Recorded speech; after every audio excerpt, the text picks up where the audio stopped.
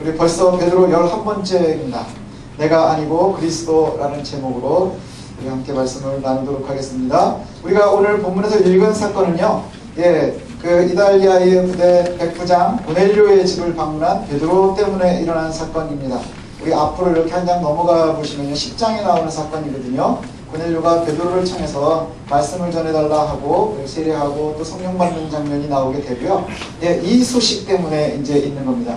이 소식이 유다에 있는 사도들과 형제들이 이방인들도 하나님의 말씀을 받았다 함을 들었더라. 이 얘기는 그냥 받았다 하는 것이 받아들였다 하는 거예요. 하나님의 말씀을 받아들였다, 예수 믿는 사람이 되었다, 이 이야기지요. 그랬더니 베드로가 예루살렘에 올라갔는데 할례자들이, 할례 받은 사람들, 유대인들 중에 기독교인들, 그러니까 같은 기독교인들인데요, 그 당시에는 할례자, 비할례자 여러 사람들이 있지 않겠어요? 이방인들 중에도 있고. 그래서 아직 유대교의 때를 벗지 못한, 그래서 할례자들이라고 여기 나오는 사람들, 이 할례자들이 비난을 하는 거예요. 지금으로 우리가 보면 이해가 잘 되지 않죠. 전도했는데 비난받는 거예요. 근데 왜 전도를 했는데 비난을 받았느냐? 나쁜 사람한테 전도했다 하는 것이죠. 저 사람은 예수 믿으면 안 돼. 저 사람은 구원받을 수 없는 사람이야 라고 생각하는 것이지요. 그래서 비난을 하고 있으니까 여기에 스스로 베드로가 자신을 갖다가 변호하면서 하는 이야기입니다. 이전에 있었던 이야기가 다시 이제 그대로 나오게 되는데, 베드로가 요바에서 기도를 하고 있는데 환상을 보게 됩니다. 그래서 하늘에서 바구니가 내려오는데 거기에 보니까 음식이 부정한 것들이 다 있습니다. 성경에 보면 구약 율법에 부정하다 한 것들, 어떤 것이 부정하죠? 되새김질 못하는 것, 쪽이 갈라지지 않은 것, 비늘이 없는 물고기, 이런 것들이에요. 기는 것들. 그래서 그것들이 내려와갔는데 하늘에서 무슨 소리가 들리냐면 내가 이것들을 먹으라. 그랬더니 베드로가, 주님, 제가 그럴 수 없습니다. 내가 더러운 것을 가지고 내 몸을 더럽힌 적이 한 번도 없습니다 라고 얘기했다는 것이지요. 그랬더니 또 소리가 들리기를 뭐라고 했느냐 하면, 하나님이 깨끗하게 했는데 내가 더럽다고 하지 말라. 이 일이 3번이나 있었다는 거예요. 그래서 성경에 나오는 것도 유대교에서 3번은 온전히 하는 얘기거든요. 온전히, 변치 않는 것. 그래서 아주 강조하고 그렇게 얘기하시는 건데, 그렇게 3번이 있은 다음에 함께 있었던 사람들 3명이 와가지고 자신을 초청하는 거예요. 어디로요? 고넬료의 집으로. 그랬더니 성령께서 의심하지 말고 가라. 그곳에서 내가 주의 복음을 전하라 하시는 거예요. 그래서 함께 따라갔다는 것 아닙니까? 따라가서 그곳에서 주의 말씀을 전하려고 갔더니 거기에 있는 사람들도 환상을 봤다는 거예요. 고넬료도 하나님께서 환상 중에 뭐라고 말씀하셨다는 거예요? 요바에 가면 베드로라고 하는 사람이 있는데 그 베드로를 초청해서 생명을 얻을 수 있는 말씀을 들으라. 생명을 얻을 수 있는 말씀을 들으라. 그래서 베드로를 초청한 거예요. 그러니까 베드로도 초청 준비가 되어 있었고, 그 다음에 고넬료도 역시 소식을 듣고 베드로를 초청을 한 거예요. 그리고 나서 그곳에서 베드로가 주의 말씀을 선포하니 그들이 성령을 받더라. 그래서 세례도 받고 성령 받고 하는 장면이 나오게 됩니다. 그러면서 베드로가 뭐라고 얘기하느냐 하면요, 우리가 처음 성령 받을 때의 사건과 똑같은 일이 그 집에서 일어났다. 그럼 우리가 처음에 성령 받을 때의 사건이 뭘 얘기하는 거예요? 오순절 사건을 얘기하는 거예요. 오순절에 성령이 임하실 때에 우리가 방언도 하고 성령을 받아서 우리가 강력해지고 우리 베드로가 달라졌어요. 언제 달라졌나요? 오순절을 전후로 바뀐 것이거든요. 그런데 그 달라졌다 하는 것, 그 고넬료도 달라지더라 하는 거예요. 그러니 성령 받는 것이 동일하게 일어나는 것은 결국은 뭐예요? 하나님께서 일하신다고 하는 거예요. 하나님께서 일하시고, 그리고 나서 베드로가 생각이 난 게 뭐냐면, 요한은 물로 세례를 베풀었지만, 여기서 우리가 좀 기억할 게 있어요. 요한은 물로 세례를 베풀었지만 그 다음에 또 뭐라 그래요? 너희는 성령으로 세례를 받으리라. 이걸 우리가 잘못 이해하면요, 잘못 이해할 수 있어요. 왜냐하면 요한은 물로 세례를 베풀었어요. 누가 세례를 베푸는 거죠? 요한이 베풀었어요. 뭘 가지고요? 물로 세례를 베푸는 거예요. 그러면 그 다음에 너희는, 성령을 받는 너희는 뭘로 받아요? 성령으로 받는 거예요. 요한이 구원을 주는 게 아니라 성령께서 요한의 손을 통해서 일하시는 거예요. 그래서 우성민 목사가 물로 세례를 베풀면 제가 세례를 주고 하늘문을 제가 열어주는 게 아니고요, 저는 그냥 그 예식을 하는 거예요. 믿음의 고백이 중요하고요, 성령 받은 사람들이 중요한 거예요. 그러면 그 일 이후에 그 일을 제가 베풀면 누가 역사하셔야 되는 거예요? 성령이 그 안에서 일하신다고 하는 것이죠. 예, 그래서 이것이 참으로 중요해요. 왜냐하면 우리들이 가지고 있는 오해 중에 하나가 뭐나요? 신령한 목사님이 세례를 주면 뭔가 약효가 좋을 것 같아요.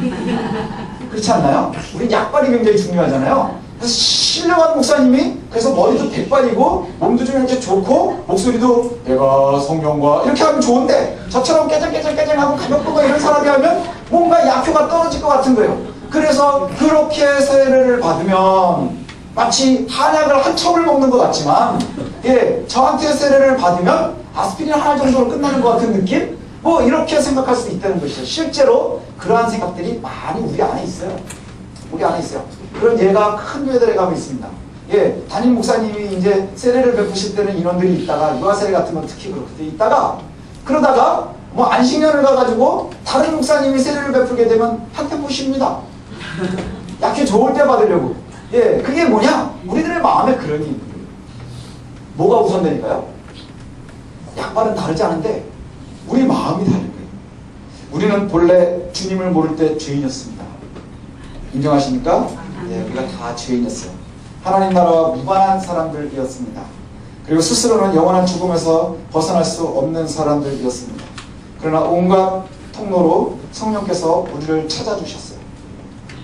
욥바에 있는 베드로를 불러서 만나게 하시듯이 베드로에게 그렇게 말씀하시듯이 예, 그렇게 여러 가지 통로를 통해서 우리가 알게 됐죠. 남편을 통해서, 아내를 통해서, 부모님을 통해서, 친구를 통해서, 아니면 태어나봤더니 여기더라 뭐 이러면서 예, 우리가 여러 가지 통로를 통해서 하나님께서 성령을 통해서 우리를 찾아가 주셨습니다.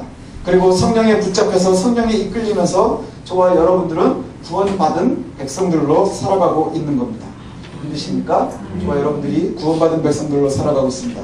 구원 이전에 우리들은요 아무것도 아니었습니다. 그런데 때로는요 우리는 이전에 우리가 알지 못하고 우리가 뭔가 대단하다 생각할 때가 있다는 거예요. 뭐냐 하면 베드로가 하나님보다 더 선하고 하나님보다 더 의로운 듯이 말하고 행동해요. 또 여기에 보면 할례 받은 자들이 그러한 모습들을 갖게 됩니다. 하나님께서 깨끗하다는데 왜 네가 더럽다 하느냐 하는 거예요. 깨끗함과 더러움의 기준이 어디에 있나요? 깨끗함과 더러움의 기준이 어디 있어요? 하나님이 정하신 거예요. 사람들의 기준에 있지 않아요. 그래서 제일 어려운 것 중에 하나가 뭐냐면요. 아까도 나온 것처럼 부정한 짐승과 정한 짐승. 그게 어떤 기준으로 되어 있나요? 여러분 정한 짐승만 먹고 살으려면 우리 굉장히 힘듭니다. 다 채식하셔야 돼요. 예, 그죠? 엄청 비싼 거는 정해요. 여러분 좋아하는 서민의 음식은 다 부정해요. 먹으면 안 됩니다. 예, 오징어 드시지 마셔야 되고요. 쭈꾸미도 드시면 안 되고요. 낙지볶음도 드시면 안 되고요. 예, 고등어도 드시면 안 되고요. 삼치도 드시면 안 돼요. 왜냐? 비늘이 없기 때문에. 그 다음에 그러면은 육고기로 가면 뭐만 먹어야 돼요? 비싼 것만 드셔야 돼요. 돼지고기 먹으면 안 돼요. 예, 그 다음에 뭐만 드실 수 있느냐? 소고기, 양고기, 그 다음에 염소고기 이런 것만 드셔야 돼요. 채식하십시오. 예. 그런데 우리가 지금은 먹잖아요. 그럼 우리가 잘못한 건가요? 아니요. 정하고 부정한 건 하나님이 정하시는 거예요. 정하다, 부정하다 하는 것은 하나님이 정하시는 거예요. 어떤 사람들은 이거의 기준을 꼭 정하고 싶어요. 그래서 이게 왜 부정한가? 이게 왜 정한가? 이것을 놓고 막 얘기하거든요. 그래서 뭐 어떻게 해석하시는 분들은 그 당시의 지역의 그 토양들 때문에 하나님께서 예, 우리의 건강을 생각해서 위생을 생각해서 그렇게 나눴다라고 얘기를 하거든요. 근데 그렇지도 않아요. 그렇죠? 우리 돼지고기 먹어도 건강하게 살잖아요. 그 다음에 지금도 거기 저기 이스라엘이나 뭐 이런 데서도 다 그렇게들 먹습니다. 예, 먹는 사람들은 다 먹거든요. 그게 아니라 하나님이 정하신 거예요. 예, 내가 정해놓은 거니까 너희가 따라라 하는 거예요. 그게 구약의 율법이니까. 그러나 지금 우리는 그것을 다 누가 한 번에 해결하신 거예요? 예수 그리스도가 해결하신 거예요. 그래서 우리가 낙지볶음을 먹을 수 있는 거예요. 아멘? 예, 암찜도 먹을 수 있는 거예요. 바로 거기에서 시작되는 거예요. 예수님이 안 계셨으면 여러분들 지금요 다 채식하셔야 돼요. 채식 엄청 하셔야 됩니다. 그럼 건강해지겠죠? 하지만 얼마나 살기 힘드시겠어요? 우리 세월이 교회 안 다닌다 그럴 거예요. 고기 못 먹게 하면 교회 안 다닌다 그럴 거예요. 예, 아닌 듯 아빠는 옆에서 그러지만 잠시사님도 장담할 수 없어요. 우리 다 장담할 수 없어요.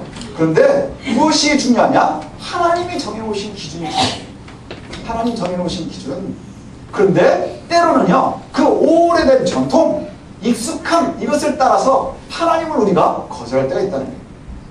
그래서 하나님의 말씀보다는요, 뭐가 중요하냐? 우리들의 통념, 그 다음 여러분들이 오랫동안 가지고 있었던 스스로의 믿음, 윤리, 습관, 이것을 훨씬 더 우선하는 경우들이 있어요. 우리 새성실교회는 교단의 소속을 보면 개혁주의를 표방합니다. 개혁이라는 게 뭔가요? 개혁. 요즘에 되게 유행하는 단어 중에 적폐가 있잖아요. 적폐를 청산하는 게 개혁입니다. 적폐가 뭐예요? 오랫동안 쌓여있는 잘못된 것들, 이걸 다 없애버리는 걸 개혁이라고 하는 거예요. 개혁주의가 뭐예요? 끊임없이 하나님의 나라를 본받으면서요, 우리의 잘못된 것을 알게 되면 고치는 거예요. 잘못된 걸 알게 될 때마다 스스로 끊임없이 고쳐가는 것, 이것을 갖다가 개혁주의라고 합니다. 예, 칼빈주의 5대 교리가 아주 대표적이거든요. 예, 그러면 여기 뭐라고 되어 있느냐면 인간의 전적인 부패, 그 다음에 하나님의 무조건적인 선택, 제한된 속죄, 불가항력적인 은혜, 성도들의 궁극적인 구원, 이게 5가지 구원의 순서예요. 예, 우리는 전적으로 부패해서 스스로는 아무것도 안 돼요. 그런데 하나님이 우리를 선택하신 거예요. 어떻게 선택했는지 몰라요. 하나님의 기준으로 우리를 무조건 선택하신 거예요. 그래서 선택해서 제한 부속하셔요. 모든 사람이 다가 아니라 구원받은 백성들이 정해진다는 것이죠. 그리고 그 은혜는 우리가 거부할 수 없어요. 불가항력적인 은혜이고 반드시 그 사람들은 구원하세요. 그래서 궁극적인 구원을 이야기합니다. 이것이 우리가 믿고 있는 믿음인데, 우리는 전적으로 부패하고 타락한 존재라는 것이죠. 우리가 구원을 말하고 예수 그리스도를 이야기하고 하나님의 나라를 소망할 수 있는 게 뭐 때문이냐? 전적으로 무조건적으로 하나님이 우리를 선택하셨기 때문에. 여러분들이 선택당했기 때문이에요. 찜, 너. 그래서 여기 우리가 함께 모여 예배할 수 있는 거예요. 예. 그런데 문제가 뭐냐? 우리의 공로는 하나도 없음에도, 그죠? 우리의 공로는 하나도 없어요. 왜냐? 하나님이 무조건 선택했기 때문에, 조건 없이 그냥 우리를 선택하셨다는 거예요. 조건을 따지면 우리가 다 걸릴 거예요. 저도 제가 가끔 얘기하지 않나요? 저는 되게 속물분석이 많은 사람입니다. 예, 그런데 제가 경건하지 못함에도 불구하고 하나님이 선택하셔서 또 맡겨주셔서 우리가 함께 말씀을 나누는데 제가 쓰임받고 있는 것이거든요. 예, 이것이 참으로 중요하죠. 그러니 우리는 그냥 선택되었을 뿐인 거예요. 우리의 공로가 하나도 없다고 하는 거예요. 그런데 문제는 어디에 있느냐 하면요, 아무 공로도 없이 선택됐음에도 불구하고 우리는 아무 존재도 아님에도 불구하고 주의 은혜를 좀 경험한 사람들이잖아요. 그럼에도 하나님의 은혜를 우리가 경험을 했어요. 그래서 조금 주의 은혜를 경험하고 맛보고 나서는 주인 노릇하고 싶어요. 주인 노릇하고 싶어요. 하나님의 뜻보다 내 뜻이 더 중요해져요. 하나님의 의도보다 내 의도가 더 중요해져요. 하나님의 의보다 내 윤리가 더 중요해지기 시작하는 거예요. 그래서 제가 언젠가 한번 말씀드린 것 같은데, 부산에 있는 굉장히 아주 신앙생활 열심히 잘 하시는 권사님이 딸이 성인이 되어서 네가 남자친구를 사귀려면 3가지만 조심하면 된다. 그래가지고 첫 번째가 뭐냐 했더니 예수를 잘 믿는 남자를 만나야 된다. 두 번째가 뭐냐 그랬더니 아주 평안한 가정에서 자란 남편을 만나야 된다. 세 번째가 뭐냐 했더니 전라도만 아니면 된다. 예, 뭐가 제일 중요합니까? 그랬더니 전라도가 중요한 거예요. 왜 그럴까요? 앞에는 포장이 되어 있는 게 뭐가 중요한 거예요? 하나님의 백성인 것이 잘 돼 있지만 내 건 버리지 못하는 거예요. 예, 실제로 되게 아픈 사연이 있어요. 제가 신학교 다닐 때 저기 부산에 전도사님이 저랑 같이 공부하던 전도사님이 있었는데, 예, 이 동서의 벽을 깨겠다고 진짜로 광주 아가씨하고 연애를 했어요. 예, 결국은 양쪽 가정의 반대로 맺어지지 못했어요. 그것이 참 희한하지 않습니까? 양쪽 다 굉장히 신앙생활을 잘하는 집안이었거든요. 그러니까 아들이 목사 되겠다고, 예, 그러고 있지 않겠어요. 우린 세 번째를 놓치지 못해요. 첫 번째, 두 번째는 너무 쉽죠. 근데 세 번째를 놓치지 못해요. 참 그리스도인이 되면요, 첫 번째, 두 번째는 당연한 거예요. 굉장히 쉬운 거예요. 그렇지 않나요? 예수 잘 믿는 남자 만나라. 그 다음에 또 뭐예요? 아주 잘된 가정에서 나는 자라라. 그게 무슨, 그거는 아무나 해줄 수 있는 얘기. 옆집 아저씨도 어떤 남자 만나면 될까요? 그러면 좋은 집안에서 착한 애 만나. 이거하고 다른 얘기가 뭐예요? 예. 근데 우리가 다른 얘기는 뭐예요? 부산에서 광주 아가씨를 데려올 수 있는 용기가 있어요. 광주에서 부산 아가씨를 데려올 수 있는 용기가 있어야 되는데 그걸 못 보여요. 왜요? 우리가 하나님의 의보다 중요하기 때문에. 경건이 뭘까요? 경건이 뭐죠? 바로 하나님을 잘 알기 위한 노력을 놓치지 않는 게 경건입니다. 경건이라는 것은요, 하나님을 잘 알려고 하는 노력을 그치지 않는 것. 이게 경건이에요. 경건이라는 게요, 큰 성경책 들고 다니는 게 경건이 아니에요. 예, 주일날 아주 예쁜 옷을 입고 오는 게 경건이 아니에요. 예, 그 다음에 목소리를 낮은 톤으로 얘기하는 게 경건이 아니라는 거예요. 끊임없이 우리가 우리의 삶을 되돌아보면서 스스로 고쳐가고요. 그리고 하나님과 가까워지기 위해서 노력하는 것을 쉬지 않는 거예요. 옛날에 코미디 프로를 하나를 본 적이 있습니다. 웃으면 복이 와요. 이걸 아시고 웃는 분들은 오래 사시는 분입니다. 이걸 몰라야 행복하실 수 있어요. 예, 그 제가 기억이 나는 게 뭐냐면 어느 양반 부잣집에서 예, 잔치를 베풀었어요. 그리고 나서는 그 아들에게 초청장을 써가지고 이제 참석할 수 있는 사람들에게 편지를 써라. 예, 그래가지고 하는데 아들이 글을 모르는 거예요. 아들은 글을 몰라요. 한자니까. 저도 아마 조선시대 때 태어났으면 문명으로 살았을 거예요. 예, 그런데 한자를 모르니까 그래서 아버지가 지금이라도 넌 공부를 해야 되겠다. 그래가지고 이제 서당 선생님을 불러다가 가르치기 시작했어요. 그때 이제 하나, 일, 둘, 셋까지 배운 거예요. 그때 얘가 공부를 하다가 에이 관두겠다고. 배울 게 없다는 거예요. 왜 배울 게 없느냐? 그랬더니 다 배웠다는 거예요. 그 뭘 다 배웠다는 거야? 그랬더니 이제 다 할 수 있대요. 그랬더니 너 그럼 어떻게 하려느냐? 이서방한테 뭐라고 쓰려고? 오서방은 5개. 그랬더니 문제가 생겼어요. 그럼 천서방은 더 어떻게 할래? 지금부터 써가지고 내일날 보내줘. 셋, 넷, 5. 그 어리석음과 우리가 다르지 않아요. 하나, 둘, 셋을 알고 우리가 마치 모든 이치를 다 가진 양 우리가 생각하고 그러지요. 근데 이것이 뭐냐면 아까 3개의 얘기를 해주는 권사님과 다르지 않은 거예요. 하나, 둘 알고요. 그 다음에 3개를 모르는데 그거는 그냥 내 걸로 끌고 가는 거예요. 이게 경건함이 아니라는 것이죠. 베드로의 실수가 여기에 있지 않았겠어요? 베드로의 실수가 뭐죠? 하나님이 이제 부정하지 않다고 하는데 왜? 왜 그게 가능해요? 왜 그게 가능해요? 예수 그리스도가 부활했으니까. 이제 내가 깨끗하다고 했는데 이거 왜 더럽다고 하느냐? 그런데도 베드로가 찜찜한 거예요. 왜 찜찜해요? 긴가민가한 거예요. 베드로는 유대인이니까. 유대인으로 40평생을 살았으니까. 그리고 이것은 부정하다고 내가 40년 동안을 배운 거예요. 근데 이걸 누가 부정하다고 했느냐? 하나님이 부정하다고 한 건데 이제 하나님이 그것을 없애버리고 깨끗하다 하는데 우리의 습관이 우리의 모습이 이걸 못 견디는 거예요. 그럼 우리가 하나님 나라로 가기가 쉽지 않겠죠. 하나님의 나라를 보기가 쉽지 않겠지요. 예, 우리가 3까지 배운 아들과 어리석음이 다르지 않다는 거예요. 우리는 세상을 다 알지 못하고요.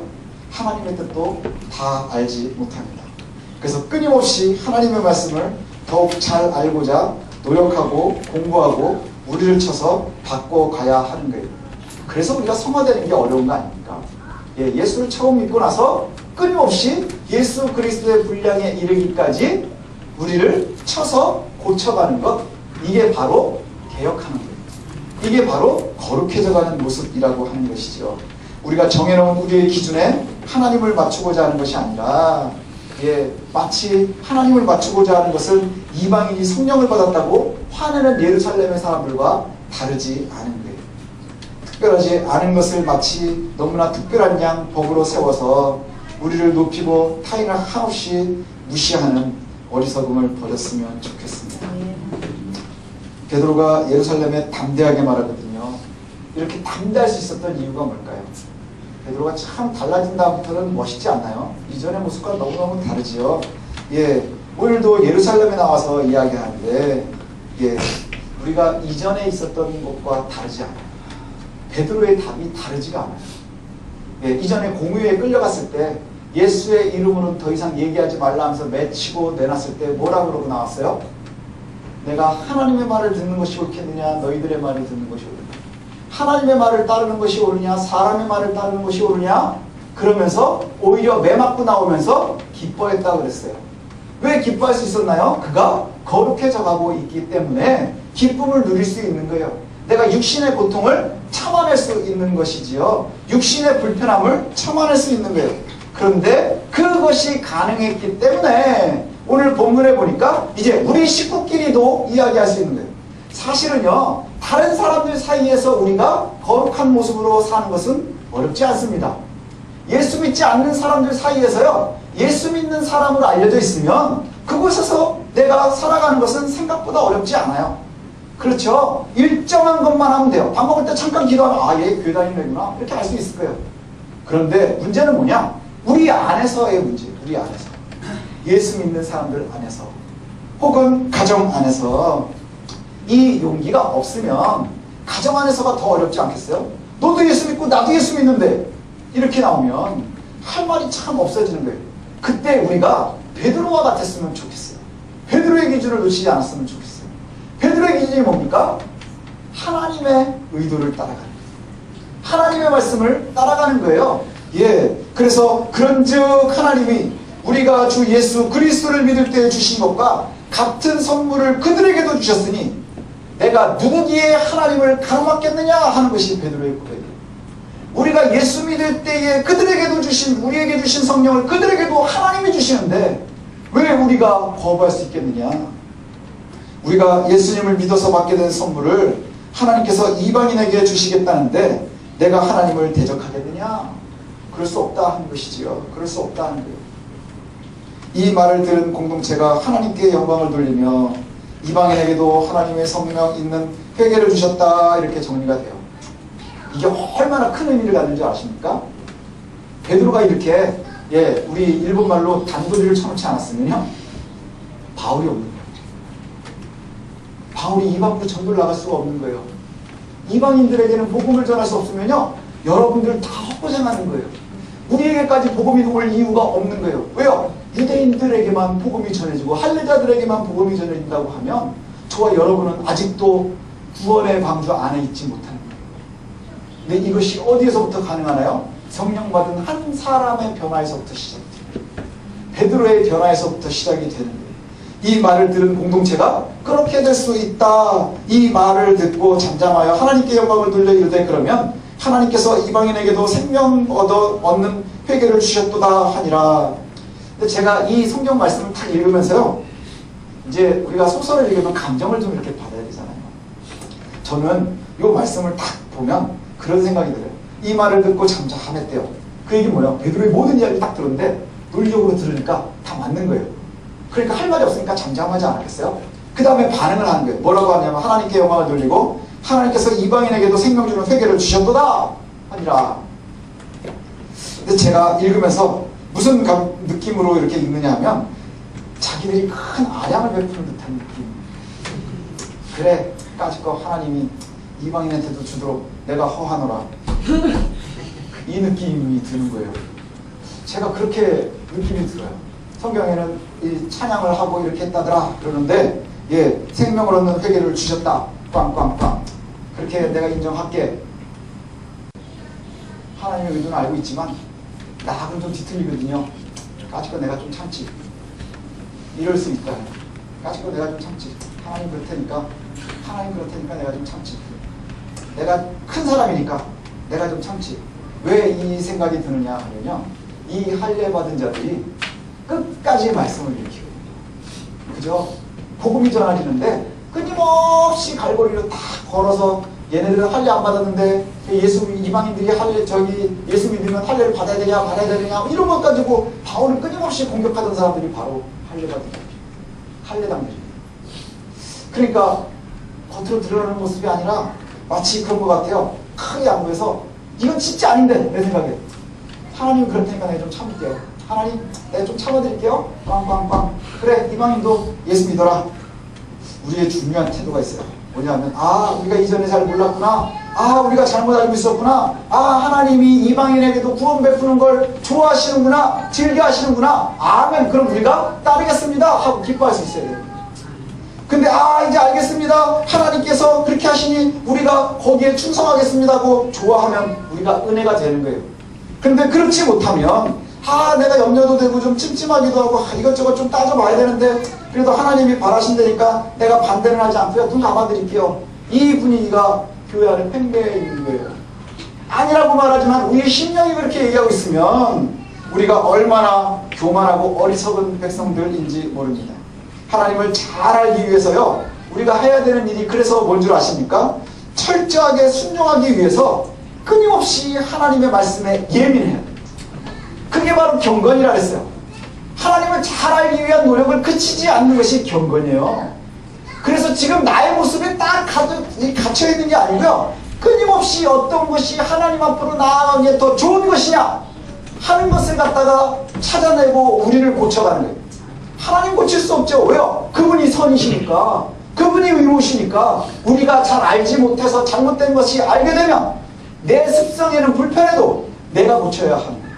내가 고쳐야 하는 거예요. 교회에 찬송가들이 있습니다. 찬송으로 우리가 막 은혜를 받죠. 그래서 여기 어르신들 아까 웃으면 복이 와요 할 때 깔깔깔 웃으신 분들은 찬송가가 은혜가 되겠죠. 하지만 우리 현성이나 현진이나 이런 친구들은 또 다른 곡이 훨씬 더 은혜가 될 거예요. 그런데 그 찬송가도요 3박자에서 4박자가 넘어오기가 너무너무 힘들었대요. 4박자는 은혜 받지 못할 찬송이라고 했었대요. 왜 그러냐면 그게 그 중세에 찬송가를 갖다가 만들 때 3이라는 숫자는 굉장히 완벽한 수예요. 히브리어. 그래서 삼위일체 하나님, 3일 뭐 이래가지고 3이 굉장히 중요하거든요. 그래서 여기도 보니까 하나님 3번 내렸다 올렸다 했잖아요. 그죠? 3이 완전수라고 생각을 하는 거예요. 거기에 하나가 더 들어가는 수는요 사탄의 수라고 생각을 했대요. 근데 성경에 어디에도 4는 사탄의 수라고 나오지 않아요. 우리나라에는 그렇게 얘기를 해요. 죽을 사자라고 해서. 그렇죠? 그래서 4층이 없는 건물도 있지만 그것 때문에 교회에도 4층이 없는 데들이 있어요. 사람들이 싫어한다고. 그게 얼마나 어리석은 거예요. 그런데 찜찜하잖아요. 그죠? 근데 지금은 4박자 찬송하면 막 할 수 있지만요 3박자 찬송하면 졸아요. 느려서. 그럼 그게 선과 악의 문제인가요? 옳고 그름의 문제인가요? 아니요. 그때 당시 사람들은요 단지 불편했을 뿐이에요. 악기로 예배드리는 것도 너무너무 불편했었대요. 교회 안으로 들어오는 악기 중에 제일 어렵게 들어오는 악기가 뭔지 아십니까? 바이올린이라는 거 아닙니까? 바이올린. 지난번에 바이올린 와서 기가 막히게 쳤잖아요. 얼마나 멋져요. 바이올린이 교회 안에 들어오기가 가장 어려운 악기였대요. 왜 어려웠을까요? 줄이 4개라서. 그 다음에 굉장히 고음 소리가 밝게 나잖아요. 이건 사람이 낼 수 있는 소리가 아니다. 사탄의 소리다 이랬다는 거 아니에요. 한동안 교회 내에서 금지된 음식이 있었습니다. 여러분들 알고 기겁하실 거예요. 커피. 이방인의 음료수였어요. 그게 왜 그러냐면 이 사막에서 아랍권에서 먹기 시작한 거거든요. 낙타가 먹고 이랬다는 거 아닙니까? 그래가지고 그거를 갖다가 유럽에 탁 들어왔는데 커피를 보니까 어때요? 시커멓죠? 지옥 색깔 아닙니까? 째겁죠? 지옥인 거예요. 먹어보니 쓰죠? 죄의 속성인 거예요. 못 먹겠어요. 그래서 교회에서 못 먹겠어요, 실제로. 그래서 교황이 못 먹겠었는데, 한 교황이 어떻게 알았는지 모르겠는데, 먹고 나니 피곤이 확 풀리는 거예요. 그래서 이 좋은 음료를 이방인만 누리는 것은 옳지 못하다 해서 교회에 허하노라 그래서 우리가 마셨습니다. 이게 얼마나 어리석은 겁니까? 그죠? 이게 얼마나 어리석은 거예요. 한참 예배를 드리다 보니까 이제는 여러분 옛날에 태어났으면 여러분 이 좋은 커피도 못 마셨을 거고요. 음악도 없는 예배를 드려야 됐을 거고요. 그러다가 지금 예배에 악기가 없다면 우리는 악기가 적어가지고 좀 이렇게 사운드가 풍성하지 못하죠. 큰 교회에서 막 사운드가 풍성하다가 우리 교회 오면 예배 못 드릴 거예요. 왜요? 빈 게 너무 많고 있는데 삑삑거리지, 노래하는 사람들도 다 빽빽거리지. 이게 얼마나 힘들겠어요. 그러나 그것이 옳고 그름의 기준이 아니더라. 제가 지금 뭘 입고 설교를 하고 있나요? 양복을 입고 설교하고 있죠. 옛날 같으면 상상도 못할 일입니다. 가운을 입고 설교를 해야 돼요. 근데 가운을 벗기 시작을 했죠. 가운을 벗는데도 시간이 오래 걸렸어요. 하지만 가운의 문화는요, 사실은 교회의 문화가 아니라 중세의 문화예요. 그렇죠? 칼빈은 우리에게 이렇게 가르쳤어요. 예배를 올 때는 어떻게 하면 되느냐? 외출복을 입고 와라 그랬어요. 외출복. 외출복을 어떻게 정의할 수 있느냐면요, 깨끗하게 입고 나오라는 거예요. 깨끗하게. 가운은 설교자의 옷이 아니고 법복입니다. 법복. 그래서 법을 선포한다 뭐 이런 의미를 가졌던 것 같아요. 그래서 우리 교단에서도 오랫동안 가운을 벗는데 시간이 많이 걸렸고요. 지금도 오래 목회하시는 목사님들은 못 벗으세요. 죄 짓는 것 같아서. 그렇죠. 옳고 그름의 문제가 아니면 넓게 볼 수 있겠죠. 하지만 중요한 것은 뭐냐면 옳고 그름의 문제면 불편해도 우리를 고쳐나갈 수 있어야 된다. 나를 포기할 수 있어야 된다는 것이죠. 이것이 얼마나 중요한 일인지 모르겠습니다. 올해로 종교개혁이 500주년입니다. 네, 종교개혁이 500주년이에요. 500년 전에 중세의 교회에서 그 매우 높은 문화, 철학, 예절을 가지고 있었는데 그 중심에 사람들이 있었는데 하나님의 의도에 예민했었던 사람들이요. 불편함과 위험을 무릅쓰고 하나님의 뜻을 순종해서 스스로를 고쳐나가기 시작을 한 거예요. 그죠? 스스로를 고쳐나가기 시작한 거예요. 종교개혁이 하나님을 고쳤나요? 아니요. 예배가 바뀌었고요. 그 다음에 하나님께 조금 더 가까이 가기 위한 모습들이 바뀌어나간 거예요. 그렇죠. 예, 그것이 바로 종교개혁이고요. 그것이 지금 우리가 하나님 앞에 예배할 수 있는 모든 틀이 시작이 된 것이 바로 거기에 있습니다. 500년이 지난 지금 과연 교회는 얼마나 더 명맥을 유지할 수 있을까 이것을 고민을 해요. 이제 교회들이 점점 힘을 잃어가고 있습니다. 많이 힘을 잃어가고 있고요. 어떤 학자들은 그렇게 얘기합니다. 이 교회가 언제까지 명맥을 유지할 수 있을까? 그래서 어떤 분들은 저희 목회자들, 좀 젊은 목회자들한테 그렇게 얘기합니다. 니네들이 생존하는 것이 가장 하나님의 나라에 충성하는 것이다. 니네들이 생존하는 것이 하나님 나라에 가장 충성하는 것이다. 참 아픔이긴 하죠. 그러나 우리가 꼭 기억해야 될 것이 있습니다. 왜 이렇게 되었을까? 우리가 하나님보다 우리의 불편함을 참지 못했던 거예요. 하나님이 싫어하시는 것보다 나의 불편함이 더 어려웠던 거예요. 이제 우리가 우리의 모습을 되돌아봤으면 좋겠습니다. 우리가 불편하고 어려운 것이 하늘에서 내려와서 내가 깨끗하게 했으니 먹으라 하면 먹을 수 있는 용기가 필요합니다. 그게 바로 믿음의 용기고요. 경건의 용기인 듯합니다. 그러려면 우리가 뭘 해야 될까요? 끊임없이 하나님의 의도를 알기 위해서 말씀에 충성해야 하겠죠. 기도하기를 쉬지 않아야 될 거예요. 말씀을 알아가는 데 굉장히 중요해야 될 거예요. 많이 배우는 것, 많이 읽는 것, 이것에 대해서 열심을 낼 수 있는 것, 이것이 참으로 중요할 줄로 믿습니다. 그래서 이제 우리보다는, 나보다는 그리스도를 우선할 수 있는 저와 여러분들의 모습 가지시기를 소원합니다. 그래서 내가 하나님을 허락하는 것이 아니라 나는 불편하지만 하나님의 의도를 내가 하느라 빵빵빵 내가 양보하는 것이 아니라 내가 틀렸으니 하나님께 맞춰갈 수 있는 그러한 사람들, 저와 여러분들 복된 성도들 되시기를 소원합니다. 기도하겠습니다.